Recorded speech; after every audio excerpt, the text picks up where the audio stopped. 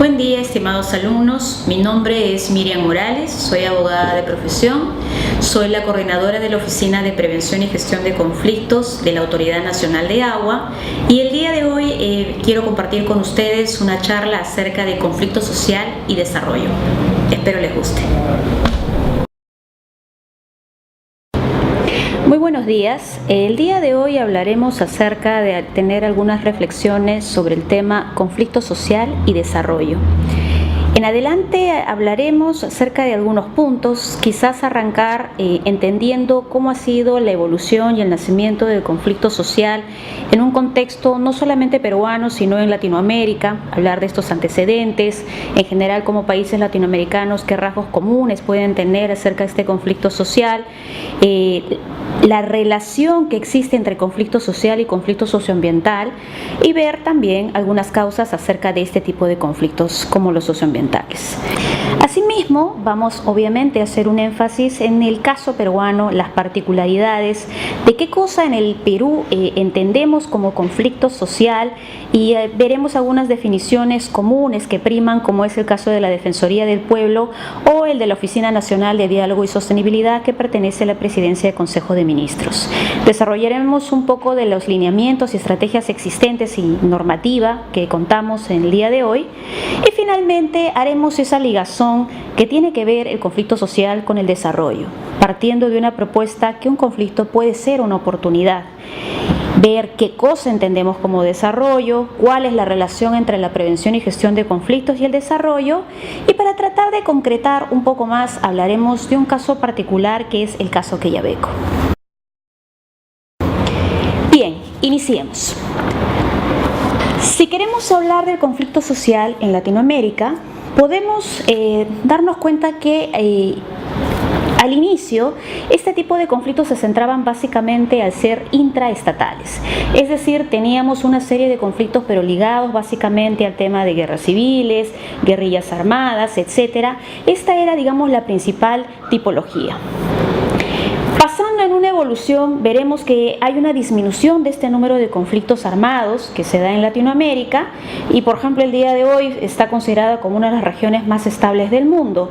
Sin embargo, se da una suerte de un boom del nacimiento de otro tipo de conflictos sociales. Pasamos al tema laboral, por ejemplo, y luego se da el nacimiento, un fenómeno común que tiene toda Latinoamérica, que es acerca de los conflictos socioambientales. Hagamos una vista, tenemos el Observatorio Regional de Conflictividad, ¿no?, que está financiado por PNUD y la Fundación UNIR, y ellos han identificado ciertos rasgos compartidos en lo que referimos a los conflictos sociales en Latinoamérica. Podemos encontrar algunas características referidas, por ejemplo, a estructuras de poder excesivamente concentradas. Ustedes poco a poco van a poder identificar, cogiendo los países, por ejemplo, en este caso podríamos hablar de Venezuela, que refiere a algún tipo también de conflictos sociales internos. Podemos encontrar otra arista que está referida a dinámicas económicas insuficientemente competitivas en los mercados internacionales, ¿no? Estamos hablando de recursos o ingresos no suficientes y la carencia de recursos también originan el tema de conflictos. Por el otro lado encontraremos instituciones estatales débiles y poco legítimas y, como podemos deducir, ello obviamente no ayuda a tener una adecuada gobernabilidad en los países.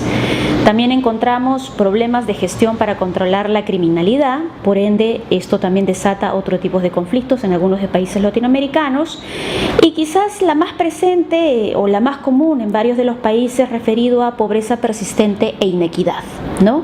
Más allá de que los índices de crecimiento económico puedan ser positivos para algunos países, ¿qué tanto esto se está distribuyendo equitativamente dentro de cada uno de ellos? Y sí quisiera llamar la atención a esta última arista, último rasgo compartido, que refiere a niveles de participación de ciudadana limitados e irregulares e incompletos. Entonces, parte de que no exista estos espacios donde la población o la ciudadanía pueda participar en el diseño, planificación, en general la construcción también del desarrollo, desata el tema de conflictos y es algo común dentro de Latinoamérica.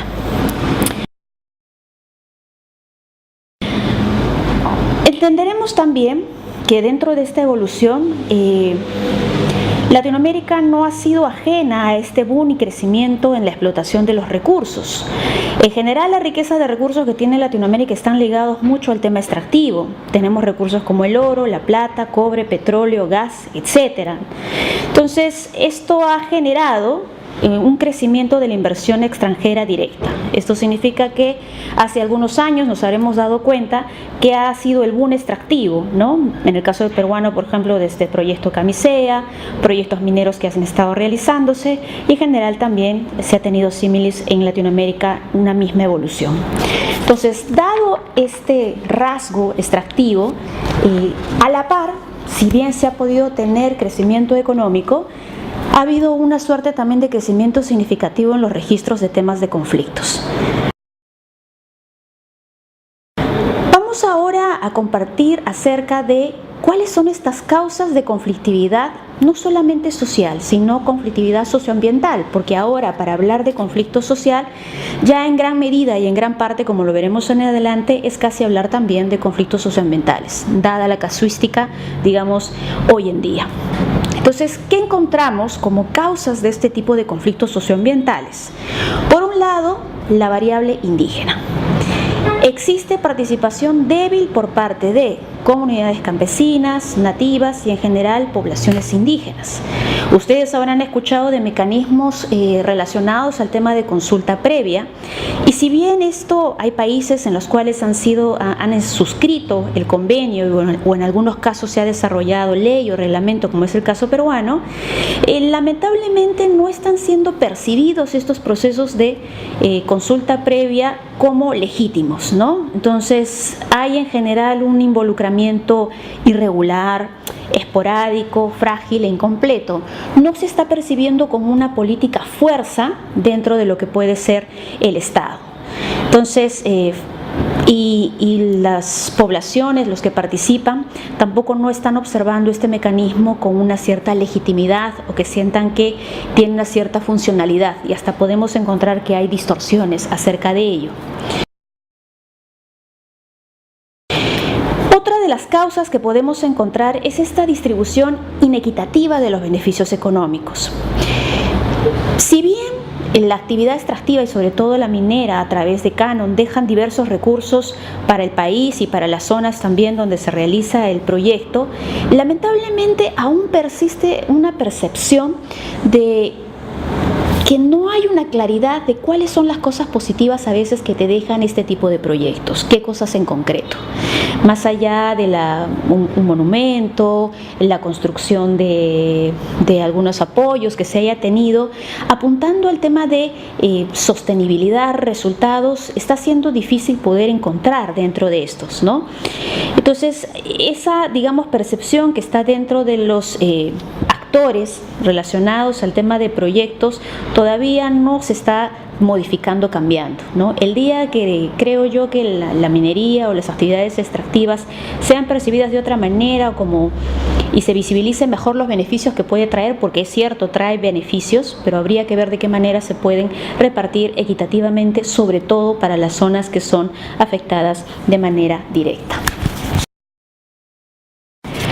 Otra de las causas.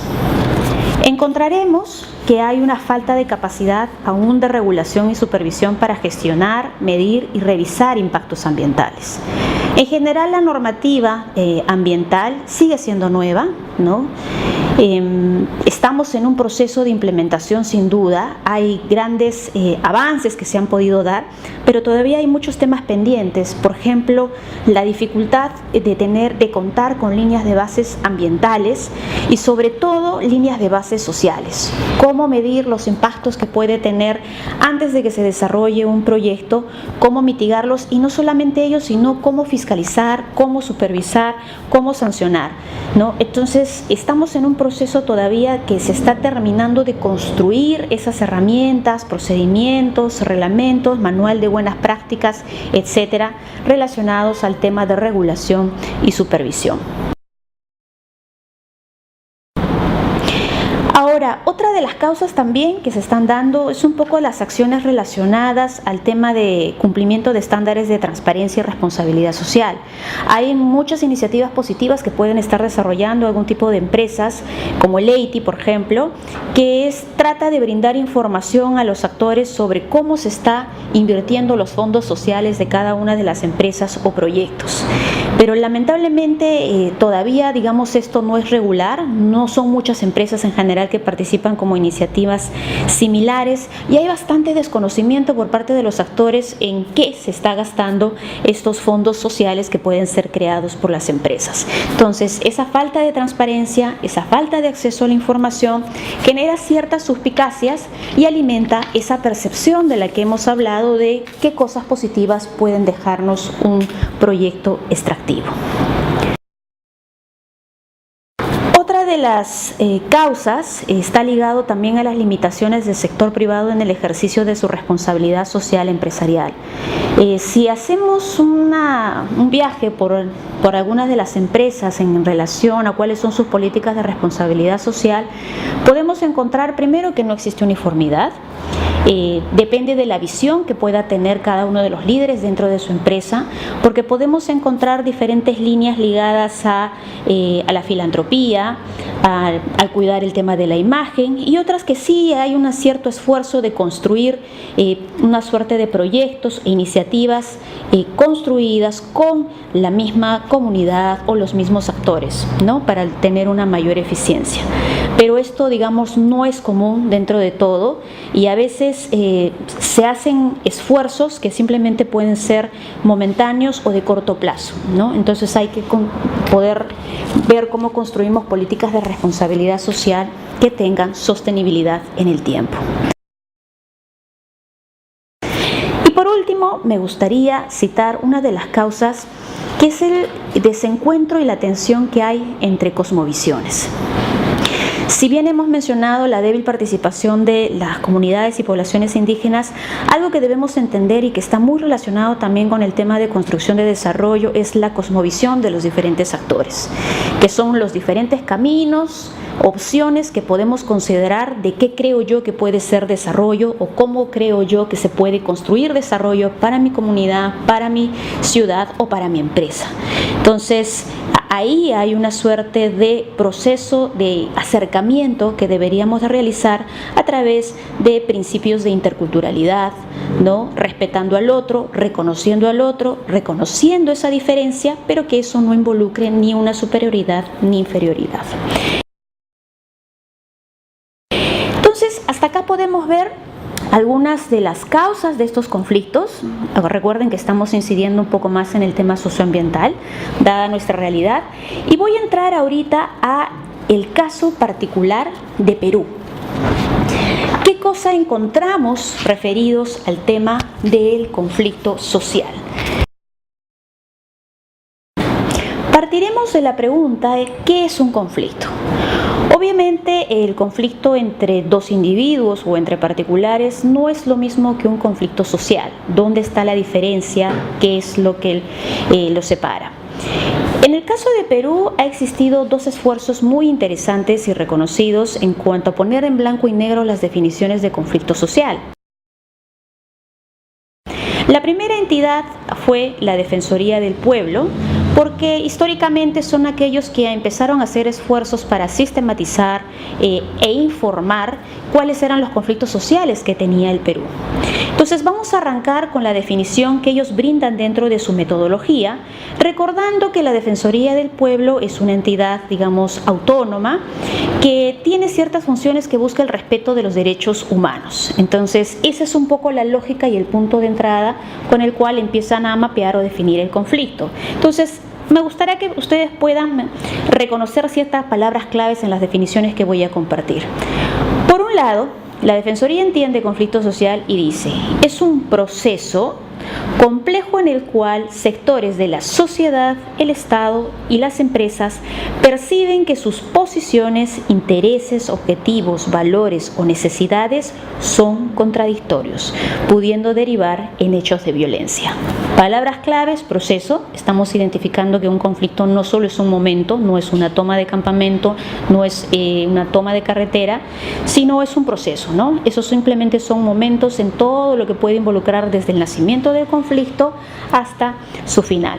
Estamos hablando de una diversidad de actores, ¿no? Sociedad, Estado, empresas, y estamos hablando de palabras claves que ustedes seguramente a lo largo del diplomado o el curso podrán apreciar: posiciones, intereses. Entonces, y acá nos hace una referencia que puede o no derivar al tema de violencia. Insisto una vez más, esto es bajo la mirada de los derechos humanos que a ellos obviamente les importa registrar. A febrero del 2015, porque quiero que se familiaricen, la metodología de la Defensoría del Pueblo muestra cierta tipología que ustedes pueden apreciar en la presentación. Tenemos 211 conflictos registrados. De esos 211 van a ver la división de cada uno, y el mayoritario es el socioambiental. Por eso quizás es el énfasis en el día de hoy, en esta charla, de por qué hablar del tema socioambiental. De esos 211, 142, casi 70% está referido al tema socioambiental, y en menores grados están referidos a temas de asuntos de gobierno local, demarcación, temas comunales, laborales, etcétera. De esos conflictos de 211, vamos a encontrar conflictos que están activos. Dentro de los activos vamos a identificar que hay 160, ese será el 100%, y dentro de los socioambientales de 160 encontraremos 120. Estamos hablando de un 75% que de los conflictos sociales activos son de naturaleza socioambiental. Y ahí podrán ver que el resto de conflictos pues están referidos ya a otros asuntos. Entonces, alguna vez seguramente se han preguntado por qué Defensoría del Pueblo registra cierto número y por qué el Estado, vía PCM, registra otro. Y esto es parte de las definiciones y las metodologías. En ese sentido, he creído muy importante ver y explicar un poco cuál es la otra cara de la moneda. Entonces, vamos a hablar del Estado en sí y de la Oficina Nacional de Diálogo y Sostenibilidad, que pertenece a la Presidencia y Consejo de Ministros. Esta es la oficina responsable de coordinar todas las acciones en relación a prevención y gestión de conflictos a nivel del Estado. Y estamos hablando también a nivel del resto de sectores que pueden tener sus propias oficinas, y obviamente coordinar con los diferentes niveles de gobierno regionales y locales. Digamos, de las suspicacias y en general comentarios que se ha dado es que esta oficina tiene un informe que se desarrolla también mensualmente, y hay una gran diferencia cuantitativa en cuanto al tema de registro de conflictos sociales. Entonces, vamos a tratar de explicar por qué es esta diferencia, y parte de esto les comentaba que era la definición. Para la ONDS, un conflicto social es un proceso dinámico en el que dos o más partes interdependientes perciben que sus intereses se contraponen. Y ya estamos hablando de metas incompatibles, escasez de recursos, interferencia de la otra parte en la consecución de metas u objetivos, etc. Adoptando acciones que puede, y yo creo que acá está la palabra clave, constituir una amenaza a la gobernabilidad y al orden público, requiriendo la intervención del Estado en calidad de mediador, negociador o garante de derechos. Entonces, palabras claves que también estamos identificando: proceso, se repite, en este caso habla de proceso dinámico, estamos hablando de percepciones, estamos hablando de intereses, pero en este caso no cualquier conflicto social podría estar registrado o recogido en este informe, sino estamos hablando de conflictos sociales que pueden constituir una amenaza a la gobernabilidad y al orden público. Entonces, acá ya hay una suerte de un filtro fuerte por el cual puede explicar por qué se registran menor cantidad de conflictos a diferencia de el reporte cuantitativo que tiene la Defensoría del Pueblo. A la misma fecha, de febrero 2015, vamos a identificar que hay 41 conflictos sociales. Y recordemos las cifras anteriores, ¿no?, de la Defensoría del Pueblo, que referían a 160 casos activos. Asimismo, la ONDC registra otras categorías que las llama diferencias y controversias, ¿no?, que están registrando en 110, que básicamente serían conflictos relacionados al tema de la prevención. Entonces, hay una gran diferencia numérica, estamos tratando de explicar por qué, y también tienen una tipología distinta, y esto se debe a que siendo Estado, siendo un coordinador, la manera más lógica que ha encontrado es hacer una división por temas sectoriales. Entonces tenemos temas de minería, hidrocarburo, minería informal, agrarios, demarcación territorial, hídricos, energéticos y otros. Si quisiéramos hacer una sumatoria general del tema socioambiental, podemos identificar que de este 41 hemos visto que 33 estarían referidos al tema socioambiental. Recordemos que no es las mismas categorías, ¿no? Defensoría del Pueblo sí coloca en blanco y negro la tipología socioambiental, pero en cambio PCM la subdivide en varios temas. Un punto en común que sí hemos encontrado bastante cercano, más allá de las diferencias numéricas, es que tanto Defensoría del Pueblo a febrero del 2015 está registrando más o menos un 75% de sus conflictos que son de tipología socioambiental, y la PCM de sus 41 conflictos el 70% son socioambientales. Entonces, por lo menos ahí, más allá de las diferencias de las metodologías, sí encontramos cierta consistencia en todavía hoy al 2015 decir que la mayoría de la cantidad de conflictos sociales es hablar de conflictos socioambientales. Comentarles que hay una herramienta que todos debieran de conocer, toda aquella persona que esté interesada en el tema de conflictos sociales. En el 2011 se aprobó vía PCM una resolución ministerial 161, donde hasta el día de ahora es uno de los pocos instrumentos que definen ciertos lineamientos y estrategias para la gestión de conflictos sociales. Entonces, es el principal documento de política pública sobre conflictividad en el país, donde contiene enfoques, principios, categorías y mecanismos distintos que se pueden utilizar para la gestión de conflictos sociales. Resaltar un par de cosas acerca de este documento, que ustedes pueden leerlo completamente, que es muy interesante. El objetivo que se buscaba con esta resolución ministerial era promover la institucionalidad de la gestión de conflictos sociales en los 3 gobiernos. Entonces, ayudaba a asignar responsabilidad funcional en la gestión de conflictos a cualquier unidad orgánica, ya sea de cualquier nivel de gobierno, y por otro lado, fortalecía ya también a las unidades orgánicas, dependencias sectoriales, oficinas diversas que ya estaban ejerciendo esta función. Y acá ordena y da 2 principios, que lo podemos ver en esta diapositiva, referida a la gestión especializada. Se respetaba el tema de las competencias de los sectores, es decir, que se apostaba porque cada sector pudiese tener su oficina de conflictos, y también se apostaba por la gestión descentralizada, y eso significaba que se quería que los gobiernos regionales y los gobiernos locales también tuvieran sus oficinas de conflictos.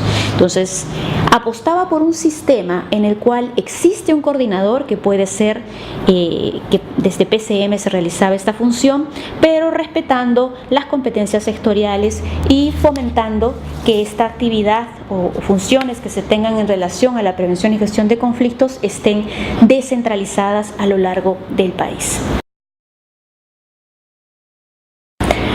Una referencia nada más acerca del proceso de conflicto social, porque esta palabrita se ha repetido 2 veces en las ambas metodologías, y es un proceso porque nace en algún momento, y es donde ahí deberíamos de prestar mayor atención para poder tener una atención oportuna, una gestión adecuada, y es cuáles son esas condiciones estructurales o variables que hacen nacer este conflicto, que finalmente se constituyen y se convierten en acciones concretas y manifiestas, ¿no? Que pueden ser variables de comunicación, estructuras, variables personales, etc. Van a poder observar en el gráfico cómo esta puede generar una curva y determinadas acciones o inacciones van viendo cómo genera un crecimiento, ¿no? Hay factores de escalamiento, hay un punto de quiebre que puede generar una crisis o puede también en algún momento generar un estancamiento de este proceso, y si llega a una crisis pues llegará a un punto muy alto, hay una espiral del conflicto, puede haber otro punto de quiebre tal vez que quiebre esta misma crisis y veamos dónde se puede restablecer un proceso de gestión o un espacio de diálogo, etcétera, o a veces por otras diversas causas se genera también un desescalamiento. Entonces este proceso se los he contado en orden, pero es un proceso dinámico y que puede pasar del nacimiento. Algunos a veces nacen ya en crisis y no se percibe cuáles han sido estas condiciones en algún momento, sino hay que hacer un análisis sesudo respecto a ello, o puede reiniciarse todo este proceso nuevamente. Entonces, hasta ahí hemos hablado del tema de conflicto social y ahora me gustaría conversar un poco acerca de desarrollo y la relación de un conflicto social con el tema de desarrollo y la construcción de este mismo. Primero que nada voy a partir de la premisa de qué entendemos por desarrollo, porque esa diferencia de percepciones también son parte de las causas del conflicto, y más aún si tomamos en cuenta la diferencia de cosmovisiones. Históricamente y en general, cuando hablamos de desarrollo, vamos a encontrar tres líneas. Algunos consideran que desarrollo es un crecimiento económico. Las cifras hablan por sí solas, por ejemplo. Se refieren al PBI o se refieren a determinados porcentajes, acumulación de riquezas, acumulación de bienes, etc. Pero obviamente esta visión ha tenido muchas críticas porque un crecimiento económico, por ejemplo, de un país no necesariamente refiere que hay desarrollo, porque estábamos comentando anteriormente que a veces no hay una equidad dentro de su distribución y podemos tal vez tener zonas o poblaciones que detentan mayor cantidad de riqueza y un porcentaje bastante considerable que no lo tiene, o un porcentaje ligado con la pobreza. Entonces tiene sus ciertas críticas.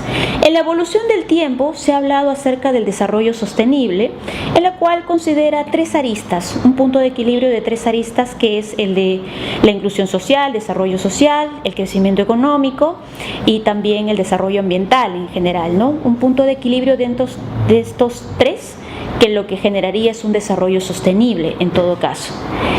Y hace algunos pocos años se ha empezado a hablar el tema de desarrollo humano, que lo que busca es dar un paso más, ¿no? Habla acerca del fortalecimiento de las capacidades de los individuos para que por sí mismos puedan ser autosuficientes, de construir su propio desarrollo, basados en el tema de la libertad, ¿no? La libertad de opciones, de poder escoger sus caminos. Si se llega a eso, se estaría construyendo, digamos, un verdadero desarrollo.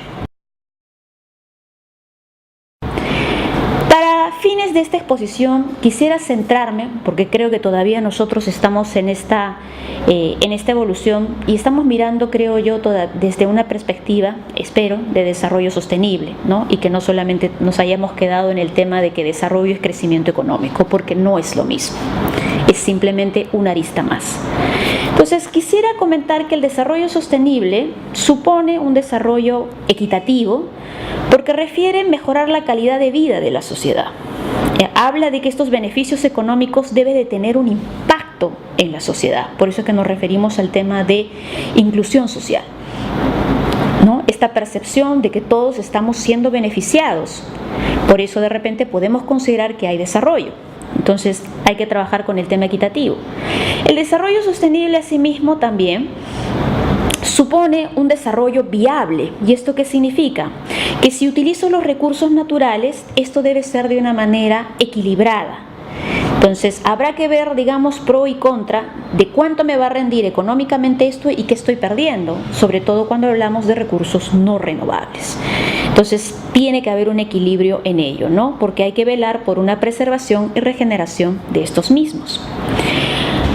También esto supone un desarrollo vivible, y esto significa que la sociedad es la corresponsable de mantener y preservar el medio ambiente que los rodea.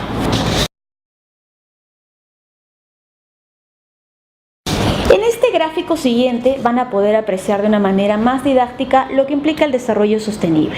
Entonces tenemos el desarrollo económico arriba, desarrollo social, desarrollo ambiental. Cuando coincidan estos tres pilares, hablaremos de desarrollo sostenible. Sin embargo, podemos apreciar en la siguiente diapositiva que existen algunas actitudes poco eficientes frente a la generación de desarrollo. Entonces, vamos a apreciar acá ciertas tendencias, quienes se han ligado mucho más de repente a que desarrollo es el crecimiento económico y no ha habido resultados positivos al respecto. ¿Qué sucede? A veces se ha creído que hacer desarrollo es privilegiar lo económico sobre los otros aspectos. Ya hemos estado conversando sobre ello, ¿no? Un crecimiento económico por sí solo no significa que va a traer desarrollo para el país. Otra de las cosas es no entender la importancia de que la población se sienta parte de estos procesos de desarrollo. Estamos hablando que los conflictos se generan por las percepciones. Por ende, es importante hacer sentir o que la población perciba que son parte de este proceso. ¿Cómo hacer sentir eso? Es cómo construir con ellos ese tema de desarrollo. Entonces, tiene que haber un proceso de apropiación, ¿no? Para ello tendrán que participar, tendremos que escuchar, tendremos que saber qué cosa puede ser desarrollo para los mismos. Otra de las actitudes es que hay un privilegio de la parte social, pero ¿qué cosa entiendo yo como social? Y reduzco lo social a lo asistencial. Y eso es lo que hablábamos un poco con responsabilidad social cuando hablamos de filantropía. Entonces, lo social no tiene que ver necesariamente con lo asistencial, ¿no? Puede ser parte, pero también es cuáles son los siguientes pasos que doy para que se puedan construir determinados cimientos de sostenibilidad, para que no solamente se quede en lo asistencial. Otra de las actitudes se ha dado poca importancia política a lo ambiental, ¿no? Entonces a veces es de qué manera puedo generar desarrollo y pensamos netamente en temas sociales, pero también podemos generar desarrollo pensando en lo ambiental. De hecho, hay muchos proyectos sociales ligados y que nacen con el tema ambiental, cosecha de aguas, por ejemplo. Otra de las actitudes es no elevar las capacidades humanas en el sector público. Si estamos hablando de Estado, parte del proceso de lograr un desarrollo es fortalecer al Estado, ¿no? Empoderarlo, y para ello se necesita fortalecer las capacidades de los servidores públicos que puedan estar fungiendo de tal. Otra de las actitudes que encontramos es desconocer el verdadero papel de la educación en el desarrollo, ¿no? Entonces, no se está visibilizando a veces como prioridad dentro del mismo. Sabemos que como país nuestra inversión en educación en comparación del resto de países latinoamericanos está muy por debajo, ¿no? de lo que ellos suelen hacerlo. Nuestras jornadas, por ejemplo, en el tema de educativo son muy cortas frente a las otras jornadas de los otros países, y hay que hacer pues un proceso de transformación respecto al mismo.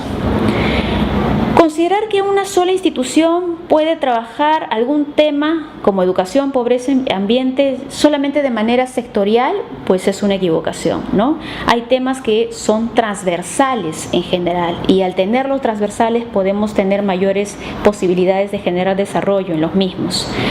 Otra actitud es que se asuma la participación ciudadana en forma reactiva. No tiene que existir un reglamento que nos exija, no tiene que haber un convenio internacional que te lo pida, sino tener un convencimiento que hemos hablado, que si yo quiero construir desarrollo para ciertas poblaciones, tienen que participar.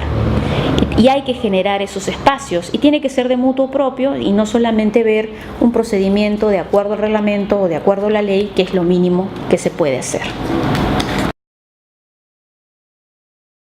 Hablaremos, ya hemos dicho el tema de desarrollo, las visiones, cómo estamos concibiendo el tema de desarrollo sostenible, y esto qué tiene que ver con el tema de conflicto. Un conflicto, para comenzar, no necesariamente es negativo, y es lo que me gustaría que puedan ver con esta siguiente diapositiva, que es una evolución que ha habido en el tiempo de cómo ha sido percibido el conflicto.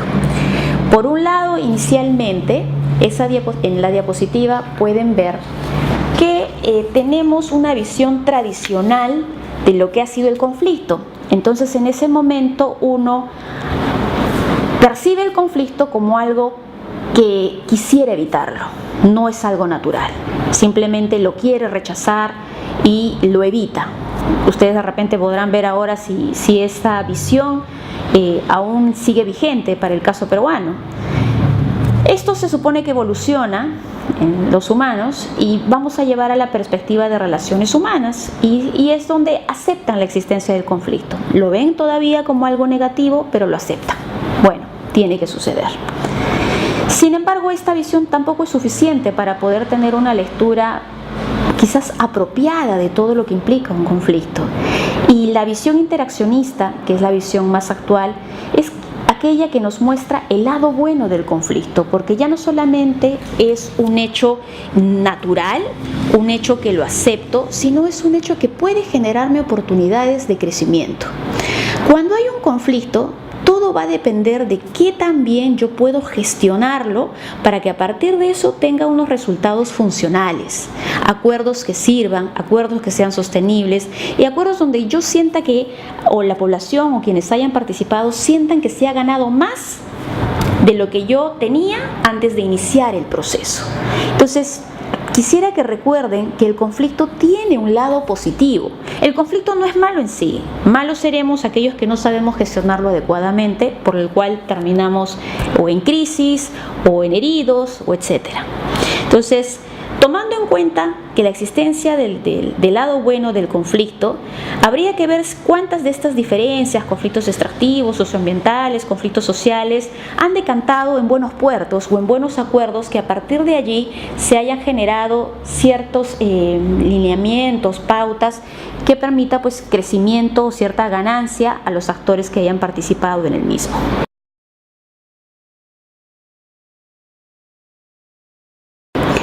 Por lo pronto, hablaremos de cuál es la relación entre prevención y gestión de conflictos sociales y el desarrollo sostenible.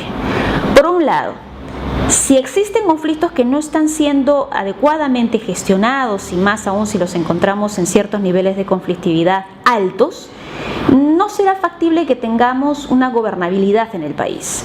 Si no tenemos gobernabilidad en el país, por ende no tenemos estabilidad. Si no tenemos estabilidad, pues no somos una zona o un lugar en el cual sea atractivo para generar ciertas inversiones. Entonces tendremos que reconocer que parte, como lo habíamos mencionado, para lograr un desarrollo sostenible es también contar con un crecimiento económico. Y esto el día de ahora, dentro del modelo que estamos llevando, se está produciendo a través de inversiones productivas y en su mayoría extractivas.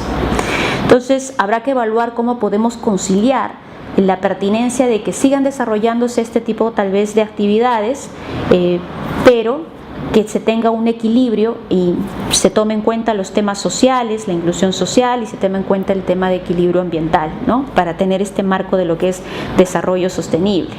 Entonces, es necesario que existan inversiones productivas, pero que se lleven de manera amigable, armoniosa con el ambiente y con los recursos naturales. Entonces, sabremos que un clima de conflictividad social definitivamente va a ahuyentar estas posibilidades de que se desarrolle cualquier tipo de proyecto.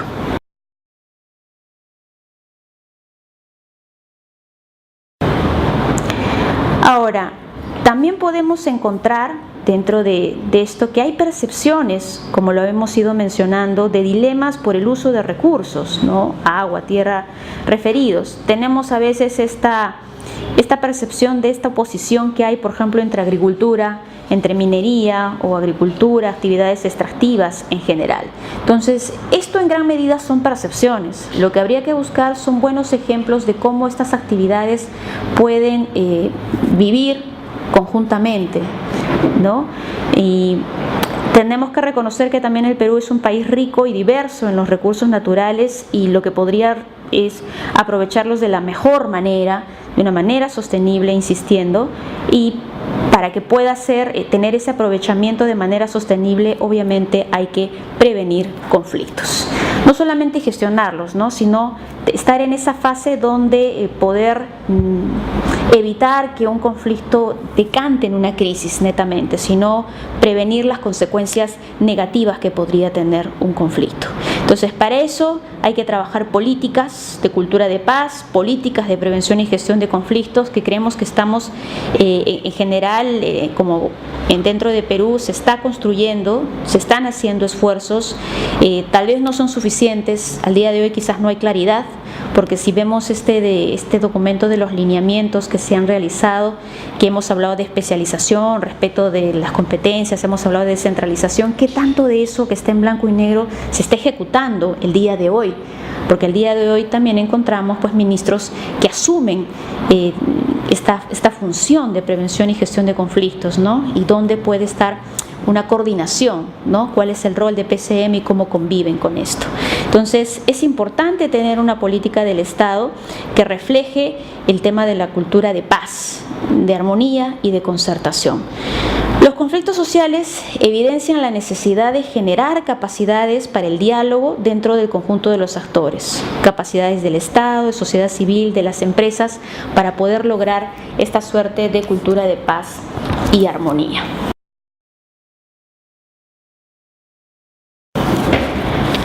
A la pregunta de ¿qué oportunidades traen los conflictos para la cultura de paz y el desarrollo sostenible? Dentro de este proceso, si se puede gestionar adecuadamente, si se pueden desarrollar acciones de prevención oportunas, va a permitir primero pasar por una fase de análisis, y esto nos puede dar una data para entender mejor cuál es esa problemática ambiental, de qué manera se puede encontrar soluciones a esa problemática ambiental, identificar bien cuál es el problema social, y si bien hay causas estructurales que vamos a identificar en su momento, cuáles pueden ser las primeras acciones o acciones a corto plazo que se tomen, se asuman para aminorar estas, y cuáles también son la problemática económica que se genera con este conflicto. Entonces, en principio, si hacemos un adecuado análisis cuando ya existe un conflicto, nos va a permitir tener una muy buena lectura, ¿no? No solamente del problema, sino de las posibilidades de soluciones que podemos tener conociendo bien la problemática multidimensional, ¿no? También va a permitir tener un debate sobre la diversificación de la economía del país y el impulso de otros rubros productivos. Estos conflictos a veces que nos permiten ver y visibilizar qué tan coherente puede ser una política extractiva que queremos seguir, o qué de repente otras opciones de actividades productivas en general se pueden asumir en paralelo, o como otras opciones que se quieran realizar que puede tener quizás una mayor potencialidad. Por lo menos permitirá generar espacios que permita a la ciudadanía poder conversar, conocer y debatir respecto de este modelo de desarrollo, si podemos seguir centrándolo en un tema extractivo, si existen otras posibilidades u otras preferencias o cualquier otra actividad que desarrolle mayores potencialidades que la otra, por colocarlo. Entonces es importante tener estos espacios. También el tener los conflictos y poder gestionarlos adecuadamente nos puede permitir información para conocer cuáles son los vacíos legales que hay. Ustedes saben que la norma nos regula, pero la norma a veces no es perfecta, y cuando suceden este tipo de conflictos puede que los resultados, si hay alguna mejora que pueda realizarse, ¿no?, pueda ser un resultado como tal, no una modificación, pero en pro obviamente de no hacer normas con nombre propio, sino poder mejorar la regulación, perfeccionarla, y si el legislador no vio algo en su momento, que a través de la participación de la ciudadanía se pueda mejorar, corregir, ¿no?, el sistema en general. Entonces, pueden identificarse estos vacíos legales existentes relacionados al tema ambiental, social, económicos, derechos humanos también. Otra cosa es la posibilidad de plantear políticas de desarrollo integral sostenible con un enfoque participativo local y regional. Si se dan cuenta, dentro del proceso de conflicto, cuando un conflicto ya empieza a desescalar o tiene un punto de quiebre donde se puede conformar un espacio de diálogo, el fenómeno es que se empiezan a conformar mesas técnicas para empezar a debatir los temas, ya sea de medio ambiente, temas sociales, hídricos, etc. Cada uno de estos espacios se convierte en espacios en los cuales pues, se está revisando nuevamente qué se puede hacer, qué se puede mejorar. Y son espacios importantes porque permite a la ciudadanía, a los actores, participar del mismo.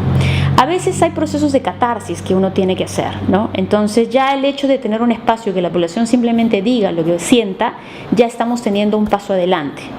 Entonces, si eso se puede canalizar adecuadamente en algo concreto, tenemos ya otros 2 pasos adelante. Entonces, es importante la participación, y una participación a un nivel local y regional, ¿no?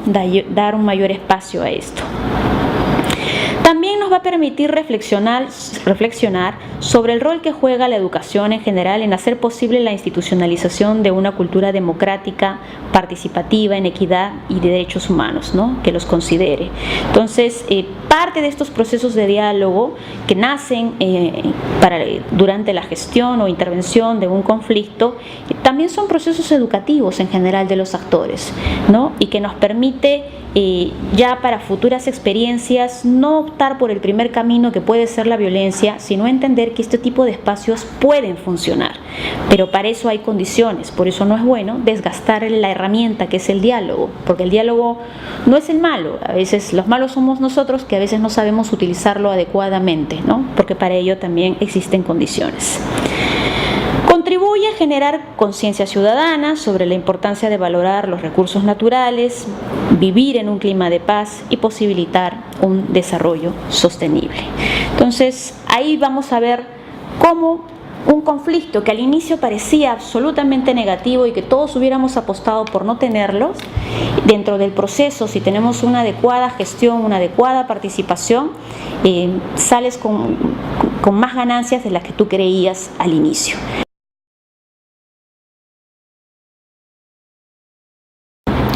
Quisiera aterrizar todo lo mencionado y lo conceptual y algunas reflexiones que he puesto en blanco y negro en un caso de estudio, por el cual he seleccionado, que a mi parecer creo que es un muy buen ejemplo de cómo un conflicto puede decantar finalmente en acuerdos donde los actores en su gran mayoría sientan haber ganado y sacar cosas más positivas de lo que creían inicialmente obtener antes de que se inicie el espacio de diálogo.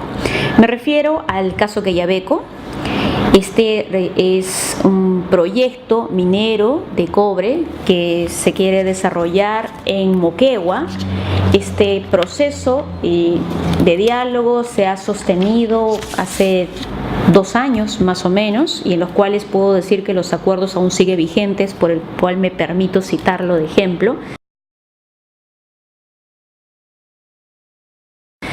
Comentarles que el conflicto en general no es un conflicto que tuvo una crisis fuerte, pero sí era un conflicto porque había una oposición dentro de los diferentes actores con una negativa de querer que se desarrolle una actividad extractiva, otros un sector de que no tenían una información adecuada, y una empresa obviamente promotora de querer desarrollar esta actividad. Y data de hace unos más de 10 años en líneas generales que se tenía la intención y que finalmente pues no se contaba con lo que podríamos llamar una suerte de visto bueno, licencia social o el asentimiento o consentimiento de las poblaciones cercanas. Más allá, ojo, que ya se contaba con un estudio de impacto ambiental aprobado por el Ministerio de Energía y Minas. Entonces, llama la atención porque a pesar de tener este instrumento aprobado, la empresa no decidió iniciar, digamos, de manera brusca las actividades, sino decidió pasar por un proceso de concertación, en los cuales yo creo que se generó muchos puntos, condiciones de viabilidad, porque se unieron gobiernos locales, gobierno regional, gobierno nacional, sociedad civil, gremios empresariales y la misma empresa minera, que estaban dispuestos a sentarse en un espacio. Entonces, tomando en cuenta esta diferencia de posiciones y hasta en algún momento diferencia de intereses que se podía percibir, se tuvo actores que inicialmente no confiaban en absoluto del espacio de diálogo, que se inició un proceso en el cual la posición primera era nulidad del estudio de impacto ambiental y cómo van a ver cómo durante todo ese año y 18 meses en realidad que tuvo el diálogo, cómo las percepciones, cómo las personas, cómo los actores llegan a transformarse, entender la palabra difícil que es construcción de consensos, pero bajo todo un proceso educativo que hemos tenido todos los que hemos podido participar de este proceso. Entonces, ¿cuál fue la dinámica de la mesa de diálogo de Moquegua? En líneas generales, es más, quiero comentarles que PNUD, Naciones Unidas, ha hecho una sistematización del caso, que lo pueden identificar, y he extraído alguna data importante. Ellos perciben que ha sido un proceso en el cual es democrático. ¿Por qué? Porque por un lado se dio la oportunidad a que todos los actores estuvieron en contra, a favor, expresaran todas sus posiciones, todos sus intereses de lo que estaban relacionados con este tema, el por qué no querían o el por qué querían. El tema de las dudas, la falta de información que había en varios de los actores se logró disipar. Se conformaron 3 comisiones técnicas, una de responsabilidad social, otra de recursos hídricos, otra referida al tema ambiental, donde se plantearon cada una de las dudas y hasta se construyeron matrices donde estaba pregunta, duda, respuesta, mecanismo. A veces había respuesta que ya estaba incluida en el estudio de impacto ambiental y otras que no se habían visto y que de mutuo propio teníamos que definir, ya sea el Estado o ya sea la empresa, cuáles eran las respuestas o los caminos que se iban a asumir para bajar esta preocupación en cuanto a sus preguntas o a las dudas que tenían en los temas ambientales, hídricos, etc. También se logró importantes acuerdos después de este tiempo. Fue un proceso complejo y se dio un intercambio de opiniones, de evaluaciones técnicas, estudios, fue bastante completo. Entonces es bueno citar porque a veces los espacios que duran muy poco te da la duda si van a ser sostenibles o no, ya que estamos hablando de una dinámica que tuvo propia la mesa de 18 meses, ¿no? Entonces que hubieron reuniones aproximadamente cada 20 días dentro de las zonas. También había temas que no tenían respuesta inmediata y si no había respuestas inmediatas se traía al técnico que tenía que venir en la siguiente sesión o ya sea de sociedad civil también o ya sea del mismo Estado, etc. Entonces ha habido esfuerzos interesantes dentro de este proceso. Son 22 sesiones, ¿no? Que ha sido de enero de 2011 a junio de 2012, 16 meses más o menos, perdón, que es lo que ha sido este proceso. Ahí están las 3 comisiones temáticas que se han generado. En este caso ha sido interesante porque comenzaba una, la cerraban, comenzó la de agua o de recursos hídricos, se cierra, ¿no? Comienza luego la de medio ambiente, se cierra y comienza finalmente la de responsabilidad social. Obviamente nadie quería hablar de responsabilidad social, ni de montos, ni de fondos, si los 2 primeros temas no estaban zanjados. A diferencia de lo que tenemos ahora en las diferentes mesas, que cuando se conforman las comisiones son simultáneas. Entonces, esto obviamente si apuestan por una menor cantidad de tiempo, que es una de las ventajas, lo que te genera son suspicacias, ¿no? Y te puede traer abajo lo que puedas ir avanzando. Este proceso finalmente tuvo 26 acuerdos consensuados referidos a tema hídrico, a tema ambiental, y que lo que puedo rescatar es que ha respondido a los intereses identificados.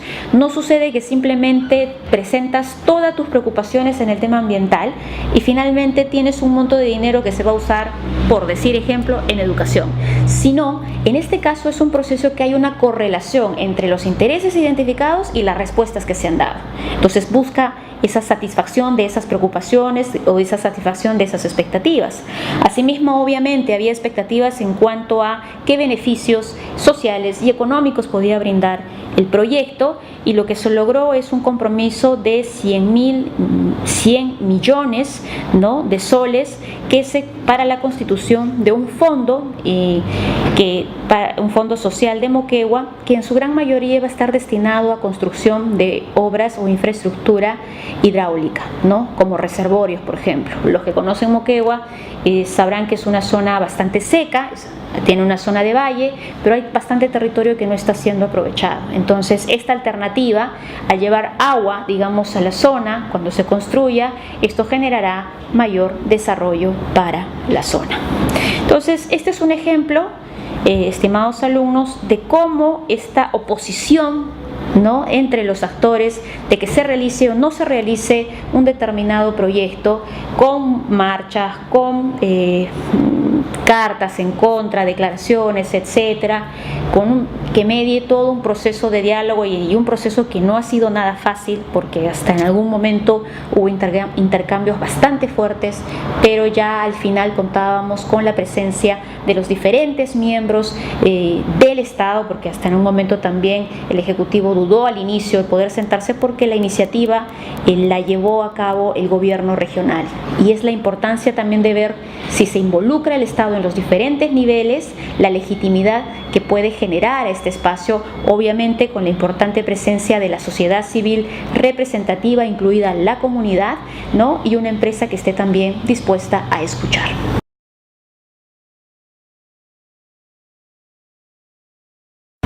Entonces, eso es por todo lo que yo quería compartir el día de hoy. Y bueno, cualquier consulta, pues dejaré mi correo electrónico para poder absolverlas.